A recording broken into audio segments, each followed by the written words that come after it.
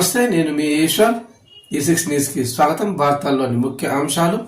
ఆరోగ్య శాఖ మంత్రి దామోదర్ నరసింహ మాట్లాడుతూ HMPV అనే కొత్త వైరస్ కాదని, ఇది 2001లోనే వైరస్ ఉనికిని కనుగొన్నారని, నాటి నుంచే ప్రపంచవ్యాప్తంగా ఈ వైరస్ వ్యాప్తిలో ఉంది. ఈ వైరస్ శ్వాసకోశ వ్యవస్థపై స్వల్ప ప్రభావం చూపిస్తుందని, వ్యాధి సోకిన వ్యక్తి దగ్గినప్పుడు, తుమ్మినప్పుడు అతని నోటి నుంచి వచ్చే తుంపల ద్వారా మరొకరికి వైరస్ వ్యాపిస్తుందని అన్నారు. చైనాలో ఈ సంవత్సరం HMPV కేసులు ఎక్కువ సంఖ్యలో నమోదు అవుతున్నట్టు తెలుస్తోంది. ఇతర దేశాల్లో, ఇతర రాష్ట్రాల్లో ఎప్పటికప్పుడు పరిస్థితిని సమీక్షిస్తున్నాం అన్నారు దామోదర నరసింహ. కేంద్ర ఆరోగ్య శాఖ అధికారులతో మన తెలంగాణ రాష్ట్ర ఆరోగ్య శాఖ మంత్రి మరియు అధికారులు రెగ్యులర్గా కోఆర్డినేట్ చేసుకుంటున్నారు.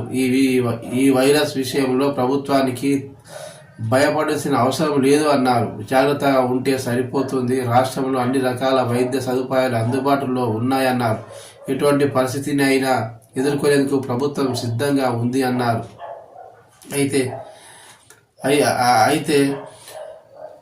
డిసీజ్ సర్వైలెన్స్ సిస్టమ్ను మరియు బలోపేతం చేయాలని, అన్ని రకాల వనరులతో సిద్ధంగా ఉండాలని ఆరోగ్య శాఖ ఉన్నతాధికారులను, జిల్లాధికారులను అప్రమత్తం చేయడం జరిగింది అన్నారు. సోషల్ మీడియాలో ప్రజలను భయభ్రాంతులకు గురి చేసేలా నిరాధార తప్పుడు ప్రచారం చేస్తే ప్రభుత్వం చాలా సీరియస్గా పరిగణిస్తుందని ఆరోగ్య శాఖ మంత్రి దామోదర్ నరసింహ తెలియజేశారు.